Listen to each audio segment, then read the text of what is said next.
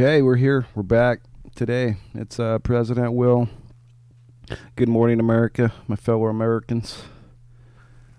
Thanks for waking up today. Another day, It's 8:30 over here, West Coast time. That's another thing. If I become president, I think one of the first things I do after I've balanced the budget. Okay, I think everybody can give me this one. That after I balance the budget, after that money's flowing in, you know what I mean? We're going to build a new White House over on the West Coast. We don't even call it the White House or anything, but just a new executive branch estate over here on the West Coast. You know what I mean? For me. After I balance the budget. What do you guys think? What do you think? Think we should put an executive branch well, they got the White House over on the East Coast, okay? They got the White House over there on the East Coast, but when we make one over here on the West Coast, we got to be the community. We'll work with the community to figure out what we're going to call it. You know what I mean?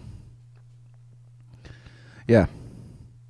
And yeah, we definitely, I don't think it's going to be a White House, okay? I think we could probably venture a little further than that. But today... Welcome today. How many minutes? Okay, we're just 2 minutes. I got to pause that. There we go. Just a couple minutes into this thing, and we're talking about the issue of homelessness, or the houseless. Some people like to say houseless. Homeless, houseless, tomato. Here's the thing. It would be very easy for us as a society, to overcome the nature of greed that is in play when it comes to the residential housing crisis. I think we can all assess that there's really just one major culprit in the whole entire thing, and it's just greed. It's just maniacal greed. And I think it could be regulated, right? We already regulate maniacal greed in a lot of other ways, right? Hoarding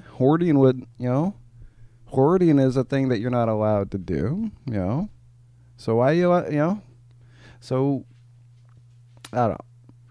A lot of people would see it that way, that the wealthy people who have lots of assets that they rent out as residential housing, and they don't really do much to earn those funds, you know. And then there's a lot of people out there who have to do a lot. It's a lot of you people out there doing a lot of stuff to get that money in order just to hand it over to somebody who didn't do anything. All because you need a place to live, you know. And the dynamics at play really work against you the whole way. And it's no secret who probably has the most wealth, you know. You know, when it comes to pertaining to this country, it's people who deal with real estate, people who actually, you know, the people who market and exchange real estate, you know, who has the most compulsion to, you know, deal with that or even be manipulating those markets, you know, to a certain degree, to where, you know, we all pay exorbitant amounts for housing, residential housing. I think from an executive branch stance, it wouldn't be harmful for somebody in the executive branch to have the stance that housing is a human right. When we're looking at the face of everybody in Congress, they have a total different adjunct reality to that. You know what I mean? At least there's a whole bunch of people in Congress that just wouldn't see things that way. But if you understand the whole impetus behind the separation of powers, you would understand that, dude, it's almost like, quite frankly, we need somebody of a poverty culture in the White House, or somebody who can have these kinds of influences, who could say, you know what, dealing with the homeless crisis, I put it in my description down there. It's really that easy. It's as easy as somebody in the executive branch calling up the Department of Housing and Urban Development and demanding some changes. And it's as simple as that, is that somebody in the executive branch could just literally pick up the phone, tell the director of the urban housing and urban development that, hey, you're going to institute these changes, and these are the changes right here, and we're going to change the rules when it comes to commercial, the commerce, yeah, and then just make it to where you can't really commercially market, residential housing anymore. You know what I mean?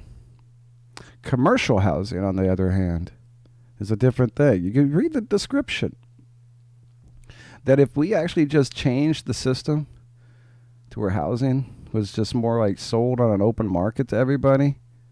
I mean, there's a way for everybody to still come out even. Do you understand?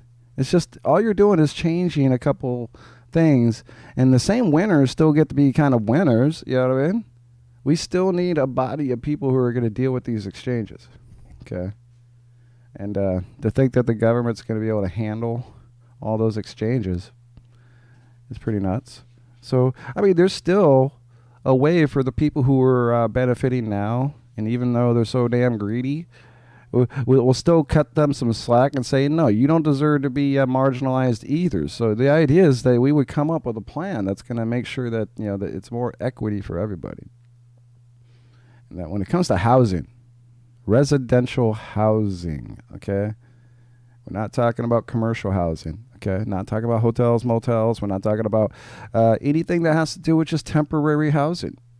You can just go rent something temporarily on a commercial contract. You see what I'm saying? You just do that. But yeah, it can't be really, you would understand that it's not going to be the fundamental housing that you see. I don't think yet.